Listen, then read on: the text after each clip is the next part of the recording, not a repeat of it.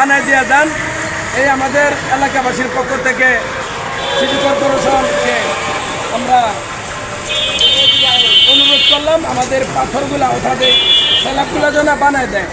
একটা স্ল্যাব ওরকম আরও কতগুলো স্ল্যাব আছে এগুলা অন্তত পক্ষে সুদের বাজার থেকে এই মূলত মাঝ সড়ক পর্যন্ত 15টা স্ল্যাবের মতন ভাঙ্গা।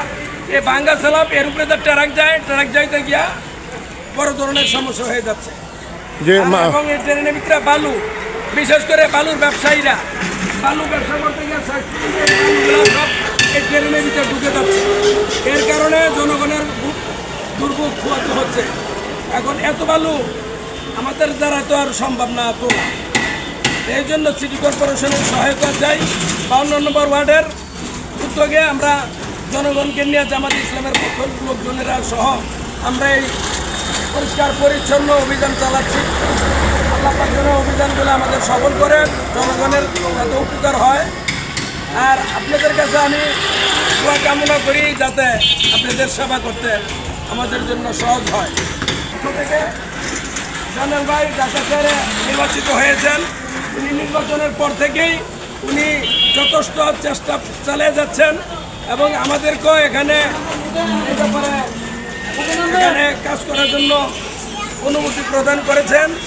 ওনার মাধ্যমেই আমরা এই কাজগুলো করে যাচ্ছি।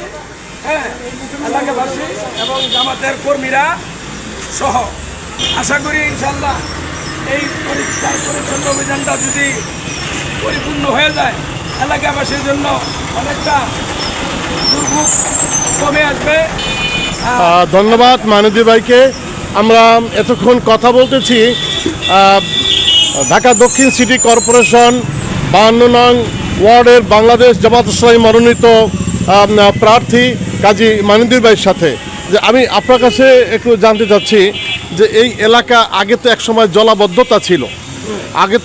জলাবদ্ধতা ছিল, এখানে যে ড্রেনের সমস্যা, হ্যাঁ, এ ব্যাপারে আপনার কি অভিমত, কি মনে হয় এখন আপনার? আমরা চেষ্টা করতেছি মানিদুর ভাইয়ের সাথে মিলে আমরা সবাই একসাথে জানি লাইট পোস্ট, আমরা রাস্তার পানি নিষ্কাশন এগুলো যেন ঈশ্বর হয়, এটা আমরা সর্বঘরেই চেষ্টা করে চালাই যাচ্ছি।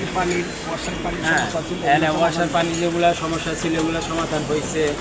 এখন ড্রেনের পানিটা, তারপরে যে স্ল্যাবের সমস্যা, এগুলোর জন্য আর কি আমরা ধন্যবাদ আপনাদেরকে। আপনারা দেখতে পাচ্ছেন যে এতক্ষণ পর্যন্ত আমরা যে কথাগুলো শুনলাম মানিদুর ভাইয়ের মাধ্যমে, যে 52 নং ওয়ার্ড অত্র দক্ষিণ সিটি কর্পোরেশন সবচেয়ে বেশি জলাবদ্ধতা এই ওয়ার্ডটার মধ্যে সবচেয়ে বেশি।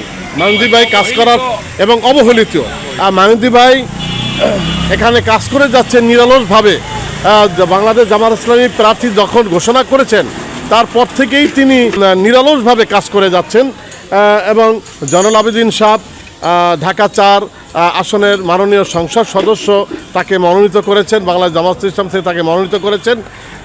আমরা আশা করি তিনি আসন্ন কাউন্সিলর নির্বাচনে তিনি বিপুল ভোটে অত্র এলাকায় কাউন্সিলর নির্বাচিত হয়ে অত্র এলাকায় আরও উন্নতি করবেন এই আশা ব্যক্ত করছি। ধন্যবাদ সকলকে। আসসালামু আলাইকুম রহমতুল্লাহ।